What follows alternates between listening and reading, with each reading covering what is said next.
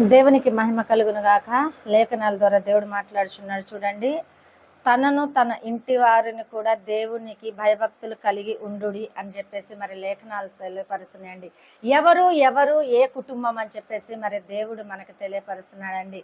తనను తన కుటుంబం అని చెప్పేసి నా కుటుంబము, నా బిడ్డలు, నా భర్త, నా సమస్తమును కూడా దేవుని సన్నిధిలో కానీ దేవునికి మరి భయపడి ఉంటున్నామా, లేకపోతే సొంత ఆలోచనతో సొంత క్రియలతో ఈ లోకంలో మనం బ్రతుకుతున్నామా? చూడండి, నీకు అందం ఉండొచ్చు, ధనం ఉండొచ్చు, విద్య ఉండొచ్చు, కానీ దేవునికి భయభక్తులుగా నువ్వు లేకపోతే అది వ్యర్థం అని చెప్పేసి దేవుడు చెప్తున్నాడండి. మొట్టమొదటిగా నువ్వు దేవునికి భయపడుతున్నావా, లేదా ఇంకెవరికైనా నువ్వు భయపడుతున్నావా? ఇంకెవరికైనా నువ్వు భయపడి నువ్వు అనుసరించి నడుస్తున్నావా? నిజముగా నువ్వు దేవునికి భయపడి నడిస్తే సమస్త జనుల కంటే నేను హెచ్చిస్తాను, బలపరుస్తానని దేవుడు చెప్తున్నాడండి. మొట్టమొదటిగా మనం నేర్చుకునేది ఏంటంటే దేవుని సన్నిధిలో దేవునికి మనం భయపడాలా. దేవునికి విధేయత కలిగి మనం ఉన్నప్పుడు చూడండి, మనకి ఏ అడ్డుగోడలు వచ్చినా కూడా దేవుడు ఏం చేస్తాడు తెలుసా? సమస్తమును నుండి కూడా ఆయనను బాగుగా నడిపిస్తానంటున్నాడు.